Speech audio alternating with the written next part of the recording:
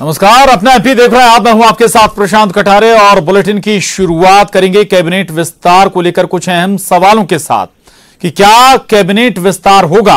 आज सीएम शिवराज दिल्ली से भोपाल लौट आए लेकिन मीडिया से बात नहीं की। अब सवाल उठता है कि कैबिनेट विस्तार होगा और विस्तार होगा तो आखिर कब होगा। आखिर यही सवाल इस वक्त सभी सियासी हलकों में कौंध रहे हैं कि शिवराज कैबिनेट का विस्तार आखिर कब होगा और कहां जो पेंच है वो फंसा हुआ है और क्यों नामों पर सहमति नहीं बन पा रही है।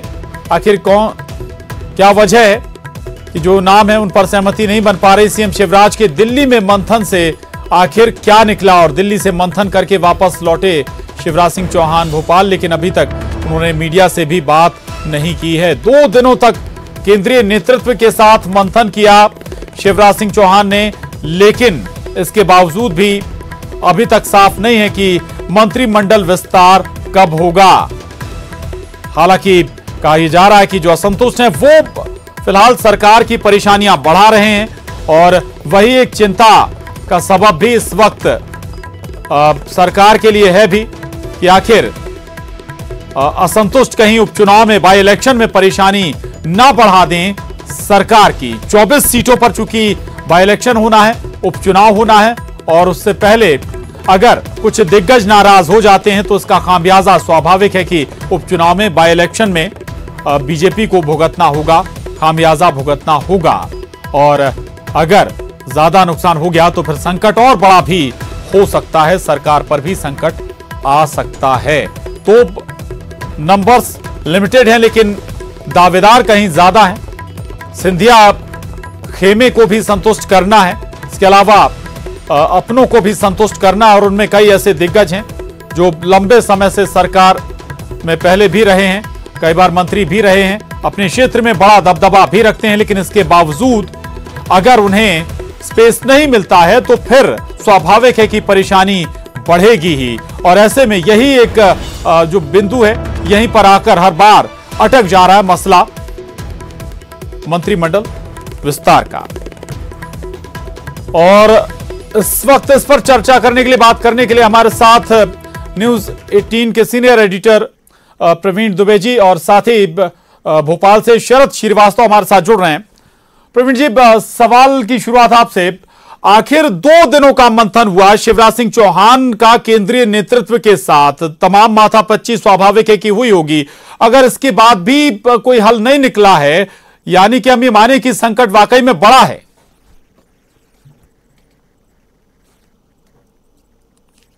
बीजेपी जो देख के चल रही है, एक उन्होंने जो एक दांव तो मार लिया, शुरुआत तो कर ली गवर्नमेंट यहाँ पे सिंधिया जी के समर्थकों को लाके वो गिरा के अपनी सरकार बनाने की। अब वही स्थिति उनके लिए ना उपस्थित हो जाए क्योंकि सत्र शुरू होने वाला है। कांग्रेस ने तय किया कि स्पीकर वो अपना उतारेंगे, मान लीजिए वोटिंग की मांग कर दी, इन्होंने जो कैबिनेट रिसफल किया इसमें जो असंतुष्ट है उन्होंने क्रॉस वोटिंग कर दी तो बहुत मुश्किल हो जाएगी। तो बीजेपी जो फूंक फूंक के कदम रख रही है उसकी वजह यही है कि जो गलतियां उस वक्त कांग्रेस से हुई वैसी ना हो पाए। लेकिन इस फूंकने के चक्कर में इतना ठंडा कर दिया पूरे मामले को कि गर्माहट जो है उन लोगों में बहुत बढ़ती जा रही है जो दावेदार थे या जिन्हें लग रहा था कि भी वो आए इसलिए कि उन्हें मंत्री बनना है और अगर अभी तक मंत्री नहीं बन पाए तो उनका जो धैर्य है वो चुक रहा है। तो कुल मिला के चुनौती है बीजेपी के लिए बहुत ज्यादा।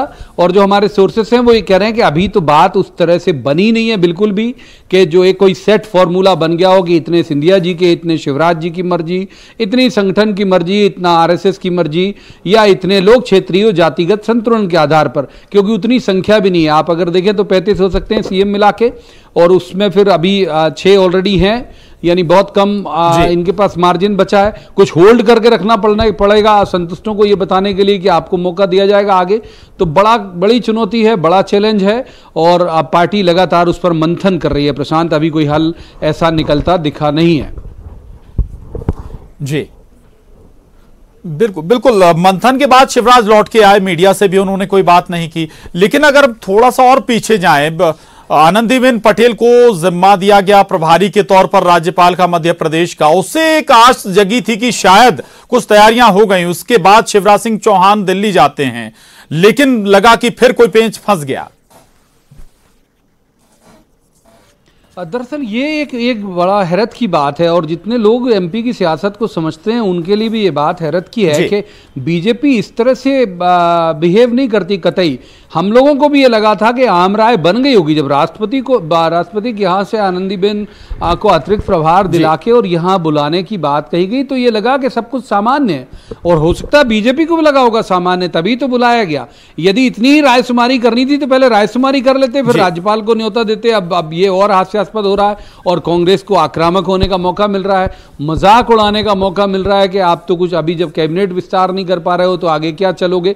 तो कुल मिला के कुछ चूक बीजेपी से हुई है, और अब इस पूरे मसले को कैसे, अगर मैं कहूं थोड़े से और विकृत शब्दों में, कि जो रायता फैल गया है इसे समेटा कैसे जाए, पूरा मंथन इसी पे चल रहा है कि इसे अब समेटा कैसे जाए और कैसे एक कोई आम राय, कोई समीकरण बना लिया जाए कि जिसके तहत सबको संतुष्ट किया जा सके।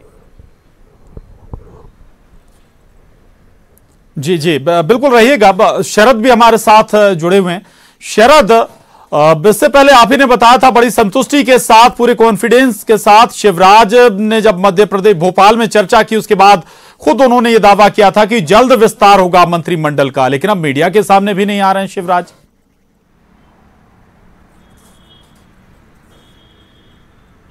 देखिए प्रशांत, आपने बिल्कुल सही कहा है। वल्लभ भवन में तीनों नेता बैठे थे, मुख्यमंत्री शिवराज सिंह चौहान, प्रदेश अध्यक्ष वी.डी. शर्मा और संगठन महामंत्री सुहास भगत। जब बैठक हुई, बैठक खत्म होने के बाद खुद मुख्यमंत्री शिवराज सिंह चौहान ने बयान जारी किया और कहा कि मंथन हो गया है, सब कुछ तय हो गया है, अब सिर्फ दिल्ली तक बातचीत जानी है, और दिल्ली में जब चर्चा हो जाएगी तो मंत्रिमंडल कब होगा इसका ऐलान कर दिया जाएगा। जिस तरीके से बातें कही गई मुख्यमंत्री की ओर से, और फिर न्यूज़ 18 ने प्रदेश अध्यक्ष वी.डी. शर्मा से भी बातचीत की, और वो भी पूरी तरीके से कॉन्फिडेंट थे कि अब तो मंत्रिमंडल का विस्तार हो ही जाएगा, क्योंकि सारी जो मंथन के दौर थे वो हो गए थे। लेकिन शायद इसमें एक समस्या ये रही कि जो ये सोचकर गए थे, यानी कि प्रदेश स्तर पर जो कुछ तय हुआ मुख्यमंत्री या प्रदेश संगठन के बीच में, वो जो बात वहाँ रखी गई केंद्रीय नेतृत्व के सामने, उस पर शायद केंद्रीय नेतृत्व सहमत नहीं था, और वो ये चाहता था कि जो कुछ आप तय करके लाए हैं प्रदेश स्तर पर, उसमें ऐसे नहीं ऐसे बदलाव किए जाएं। और जब केंद्रीय नेतृत्व की ओर से कहा गया कि इस तरीके के बदलाव हों, तो उस पर फिर प्रदेश संगठन या मुख्यमंत्री की ओर से सहमति नहीं हो पाई। इस वजह से, और बड़ी बात यह भी है कि वहां दिल्ली की बात को काटा भी नहीं जा सकता, तो फिर क्या रास्ता निकाला जाए, इस पर कहीं ना कहीं मंथन चल रहा है। हमने देखा कि शिवराज सिंह चौहान जब भी कोई बड़े नेता से मुलाकात करने जाते थे दिल्ली में, उसके बाद नरेंद्र सिंह तोमर के पास दोबारा लौटते थे और फिर वो बैठक करते थे। स्वाभाविक सी बात है, वो यहीं मध्य प्रदेश से ही आते हैं और उनसे चर्चा के दौर किए जाना स्वाभाविक है। लेकिन बड़ी बात यह है कि जो कुछ यहाँ से तय हुआ, ये लंबे बैठकों का दौर में फाइनल नहीं चल रहा है, लेकिन स्वाभाविक है कि नतीजा नहीं निकल रहा। बता रहे कि कहाँ पेच फंस रहा है। दिल्ली में क्या हुआ? प्रवीण जी के पास जाऊं, उससे पहले अशरफ इस वक्त हमारे साथ जुड़े हैं दिल्ली से। अशरफ, क्या दिक्कत हुई, कहाँ पेच अटक गया? चूंकि जैसा कि शरद बता रहे हैं कि लगभग तैयारी थी, यहां से एक नाम सूची लगभग लेकर गए थे, लेकिन शायद वहां पर कुछ ऐसे नए अड़ंगे लग गए कि भाई ये नहीं या वो नहीं। अशरफ, बिल्कुल ही असल वजह यही है कि अड़ंगा इसमें अपनों ने ही लगाया है, और अपनों को लेकर ही अड़ंगा है।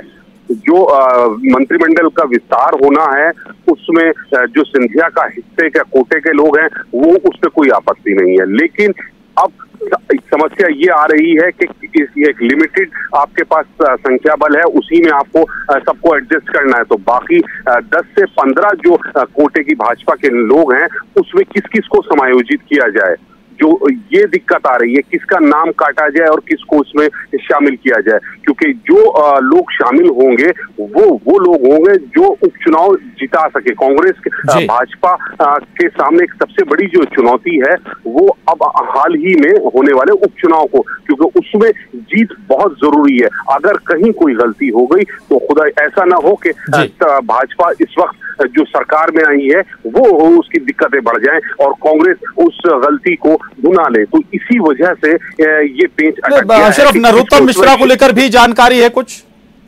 देखिए, नरोत्तम मिश्रा यहाँ कल से हैं, वो दिल्ली में मौजूद हैं, लेकिन किसी से बात नहीं कर रहे हैं और वो यहाँ क्यों आए हैं इसका भी कुछ सीधा सीधा जवाब नहीं दे रहे हैं। लेकिन उनका यहाँ मौजूदगी और पार्टी के नेताओं से मुलाकात के जो दौर हैं उसको लेकर राजनीतिक गलियारों में अलग अलग कयास लगाए जा रहे हैं। मुख्यमंत्री यहाँ थे तो उन्होंने मुख्यमंत्री के साथ मंत्रिमंडल विस्तार को लेकर जो पार्टी के नेतृत्व के साथ बैठक हुई उसमें कहीं शामिल नहीं हुए। वो मुख्यमंत्री के साथ कहीं नहीं गए, वो अलग अपना रास्ते पर चलते रहे, अपना अलग पार्टी के नेताओं से मुलाकात की है। वो क्यों की है इसका भी वो जवाब नहीं दिया। बिल्कुल बहुत महत्वपूर्ण जानकारी आपने दी है जी। रहिएगा अशरफ, मैं आपके पास आ रहा हूं।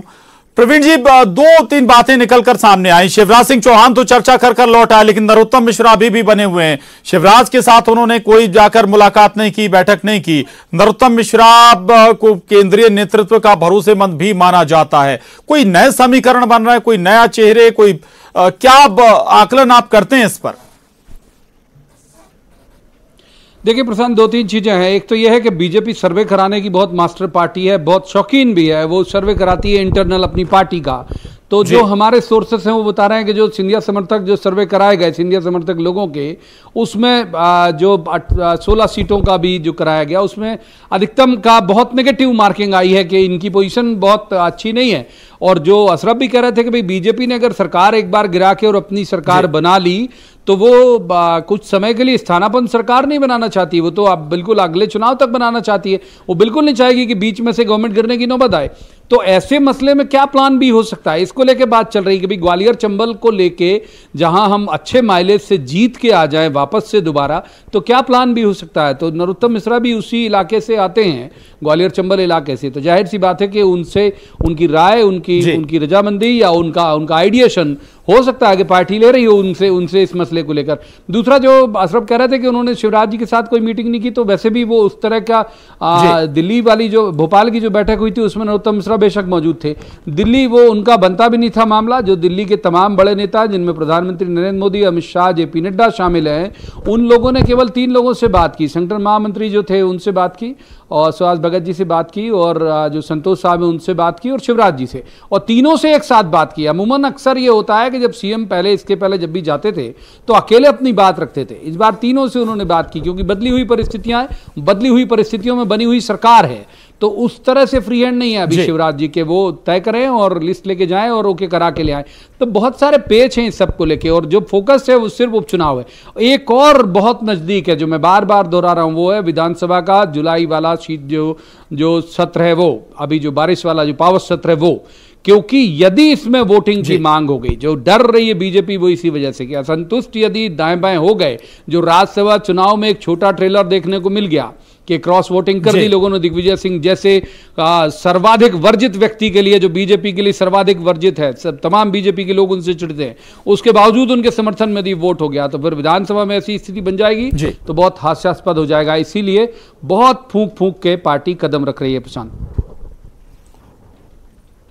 बिल्कुल बिल्कुल, यानी हर संकट, किसी भी संकट से बची रहे पार्टी, ये तमाम कोशिशें हैं। और स्वाभाविक है कि कई ऐसे चेहरे हैं जो अभी भी नाराज हैं, भले ही वो पार्टी में मंत्री पद के दावेदार ना हो, सरकार में विधायक नहीं है, लेकिन वो कैसे नुकसान पहुंचा सकते हैं, उसे कैसे डैमेज कंट्रोल किया जाए, बहुत सारे पहलू होंगे। बहुत शुक्रिया प्रवीण जी हमसे बात करने के लिए।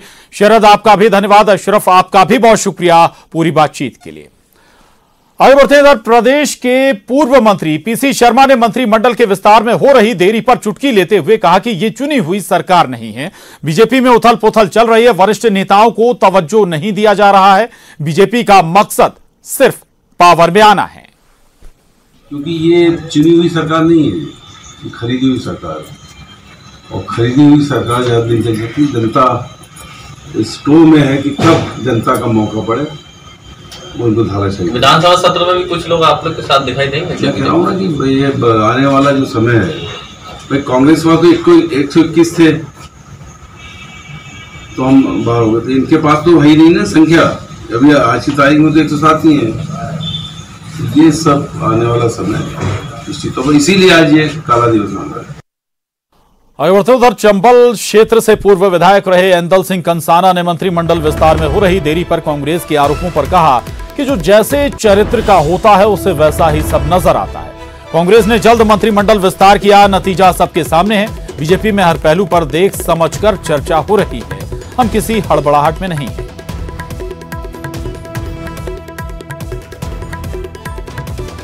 यही बेचारा और जैसे ही संसारा, जो खुद आदमी ऐसा होता है ना, जिस आदमी की सावन माघ फूटे तो उसको हरा ही हरा दिखेगा। कांग्रेस पार्टी खुद इसमें डूबी हुई है, इसलिए वो इस प्रकार के आरोप लगाती है भारतीय जनता पार्टी पे। भारतीय जनता पार्टी के बारे में तो आपको मालूम ही है, सारा देश और प्रदेश जानता है कि चोर का या लूट जैसा क्षेत्र उनके यहाँ इस प्रकार का कोई निश्चित क्षेत्र नहीं है कि ऐसा वो है। ये क्षेत्र, ये क्राइटेरिया तो कांग्रेस का होगा, भारतीय जनता पार्टी का तो है नहीं। से ब्रेक का है, ब्रेक के बाद भी खबरों का सिलसिला लगातार जारी है।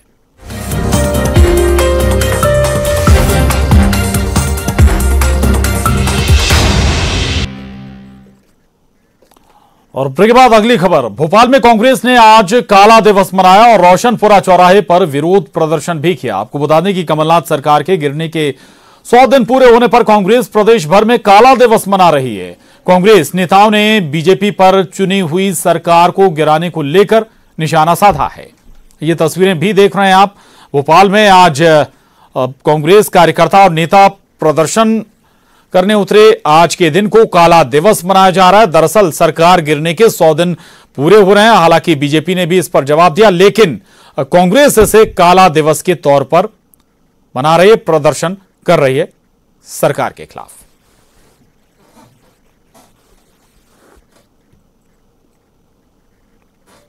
मना रहे हैं प्रजातंत्र की जो हत्या 100 दिन पहले भारतीय जनता पार्टी ने की थी। जनता के द्वारा चुनी हुई कमलनाथ जी की सरकार, कांग्रेस की सरकार, 121 विधायक साथ थे, 22 विधायकों को खरीद फरोख्त करके करोड़ों रुपया देकर जो 22 विधायक खरीदे, उससे कमलनाथ जी की सरकार गिराई।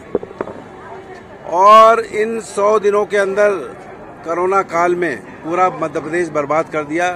यहाँ बिजली के बिल हजारों के आ रहे हैं लोगों के, जो 100 रुपये आता था। डीजल पेट्रोल सातवें आसमान पर है।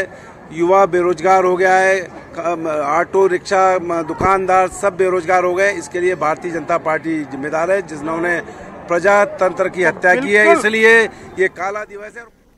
और उधर जबलपुर में भी कांग्रेस आज प्रदर्शन के लिए उतरी। बीजेपी के खिलाफ जमकर आवाज बुलंद की है कांग्रेस नेताओं और कार्यकर्ताओं ने।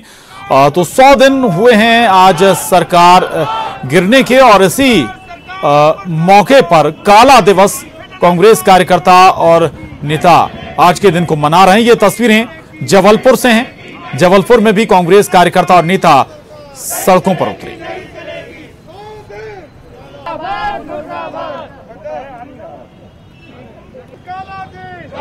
कमलनाथ सरकार गिरने के 100 साल पूरे होने पर आज कांग्रेस प्रदेश व्यापी आंदोलन कर रही है और इसे काला दिवस मनाने की घोषणा की थी। और आज इसी मद्देनजर आज सिविक सेंटर में आप देख सकते हैं तमाम जितने कांग्रेसी हैं ये यहाँ काला दिवस मना रहे हैं। पूर्व मंत्री लखन घनघोरिया, विधायक विनय सक्सेना, तमाम जितने आला अधिकारी हैं वो यहाँ धरना देने बैठे हुए हैं। उनसे हम बातचीत करेंगे। लखन जी, 100 दिन पूरे हो चुके हैं सरकार गिरे और आज आप लोग काला दिवस पूरे मध्य प्रदेश में मना रहे हैं, किस तरीके से देखते हैं इन 100 दिनों को? भारतीय जनता पार्टी के शीर्ष नेतृत्व के इशारे पे मध्य प्रदेश की कमलनाथ जी की सरकार गिराई गई है और पूरे 100 दिन हो गए हैं। 100 दिन में इस सरकार की सारी नाकामी सामने आ रही है। जो लोकतंत्र के चुनी हुई सरकार और जन आदेश पे छुरा भोंकते हैं, ऐसे लोगों की सरकार की कांग्रेस परिवार 100 दिन का विरोध कर रही है और आज का दिन काला दिवस के रूप में बना रही है, जहां वैश्विक महामारी कोरोना से पूरा। और जबलपुर ही नहीं बल्कि इंदौर में भी कांग्रेस ने आज जोरदार प्रदर्शन किया। कांग्रेस कार्यकर्ताओं ने काले कपड़े पहनकर विरोध जताया। कांग्रेस ने बीजेपी पर कोरोना काल में प्रदेश को संभालने में फेल होने का आरोप भी लगाया है। तीन माह पूर्व 100 दिन पूर्व षड्यंत्र रचकर, सौदेबाजी कर खरोदी बदोदी कर तुलसी सिलावट सरी के गद्दार बिककर, ये ज्योतिराज सिंधिया बिककर ये सरकार को गिराया। इतनी जनहितैषी सरकार कमलनाथ जी की चल रही थी उसको लोकतंत्र की हत्या कर कर सरकार गिराई गई। इस 100 दिन के अंदर भारतीय जनता पार्टी के मुख्यमंत्री जो झूठ फरेब जुमलेबाजी करते हैं, आज बता दें कि इस 3 माह में मध्य प्रदेश का क्या विकास हुआ है। कोरोना से महामारी से परेशान जनता, मध्य प्रदेश में रोज मृत्यु दर। तो कांग्रेस आज पूरे प्रदेश में काला दिवस मना रही है और कांग्रेस के इस काला दिवस मनाने पर बीजेपी ने तंज कसा है। बीजेपी प्रदेश अध्यक्ष वीडी शर्मा ने ट्वीट कर कांग्रेस पर निशाना साधा है। लिखा अपने ट्वीट में, 100 दिन पहले प्रदेश को 15 महीने के कुशासन से मुक्ति मिली थी। प्रदेश की जनता को राहत की सांस मिली थी। कोरोना के खिलाफ एक व्यापक अभियान की शुरुआत हुई थी। ये ट्वीट के जरिए प्रदेश बीजेपी अध्यक्ष वीडी शर्मा ने कांग्रेस को जवाब दिया है, तंज कसा है कांग्रेस पर। और अपने ट्वीट में वो लिखते हैं कि बीजेपी अब 100 दिन पहले प्रदेश को 15 महीने के कुशासन से मुक्ति मिली थी, यानी कि पिछली 15 महीने की कांग्रेस सरकार से प्रदेश की जनता को उसके जो कुशासन था पिछले 15 महीने का, उससे मुक्ति मिली थी। ये अपने ट्वीट में प्रदेश बीजेपी अध्यक्ष वीडी शर्मा लिखते हैं। साथ ही लिखते हैं कि प्रदेश की जनता को राहत की सांस मिली थी और कोरोना के खिलाफ एक व्यापक अभियान की शुरुआत हुई थी।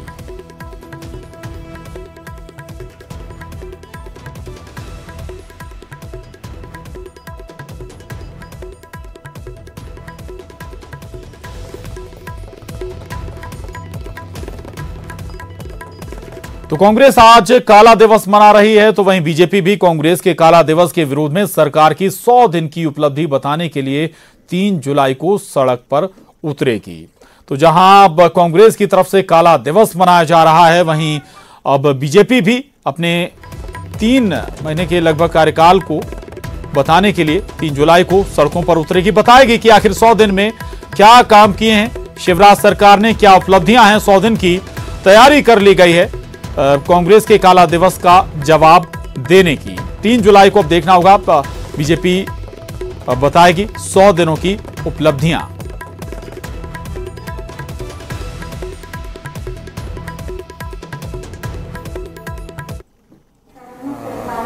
मनाने का कांग्रेस को कोई नैतिक अधिकार नहीं है, क्योंकि आप 15 महीने सरकार में रहे। आप तो अपने 15 महीने की उपलब्धियां बताओ और फिर भारतीय जनता पार्टी से आप तुलना करो। हम 100 दिन की उपलब्धियां बताते हैं, वो 15 माह की उपलब्धियां बताएं और फिर उस पर डिबेट करें। लोकतंत्र में स्वस्थ परंपरा होना चाहिए।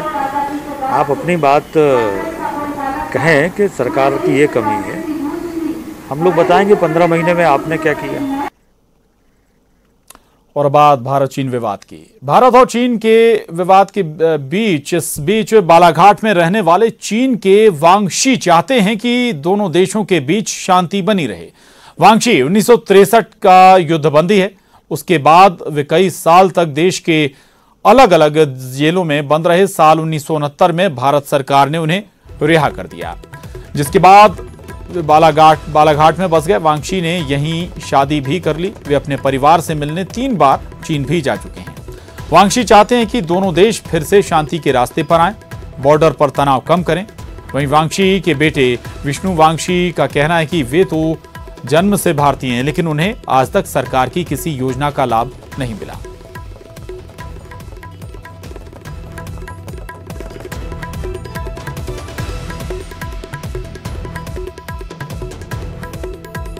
और इसके साथ ही इस बुलेटिन में बस इतना ही, लेकिन खबरों का सिलसिला न्यूज़ 18 मध्य प्रदेश छत्तीसगढ़ पर लगातार जारी है।